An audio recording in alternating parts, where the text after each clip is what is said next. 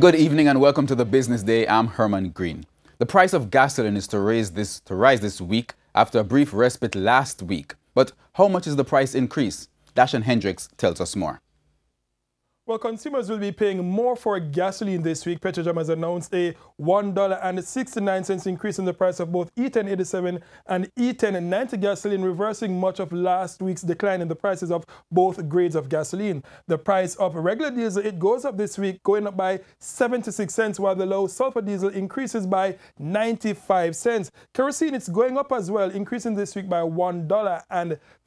Propane is up as well by 50 cents, while butane is the only petroleum product going down this week. It goes down this week by some 53 cents. It's now back to you. Thanks, Dashan. Currency trading ended today with the US dollar selling for $126.20, the lowest it has been for more than 16 months. The Canadian dollar is costing $98.38. The pound sterling is costing $169.33, while the euro is going for $146.90.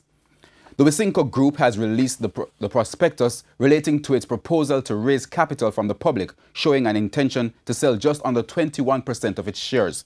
The total shares to be sold amount to more than $784 million at a price of $7.87 each. It should raise over $6 billion, but the general public will have access to only 60% of the shares on offer, with the rest being reserved for employees, strategic investors, and its brokers, NCB Capital Market.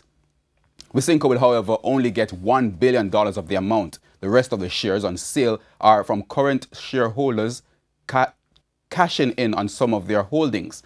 The offer opens on December 6 and closes on December 15 or earlier if the shares on offer are taken up before then. Wisynco is to use the money primarily for expansion.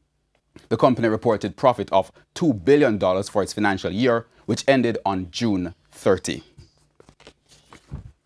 The JSE index dipped for an 8th straight day, closing down more than 1,481, while the junior market index lost 84 points. Stocks posting gains included General Accident, Jamaica Stock Exchange, Knutsford Express, Pan Jam Investments, Proven Investments, and Supreme Ventures.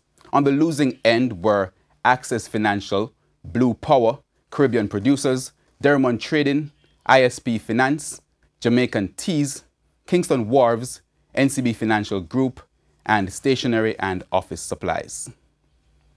And that's the Business Day. I'm Herman Green. Good evening.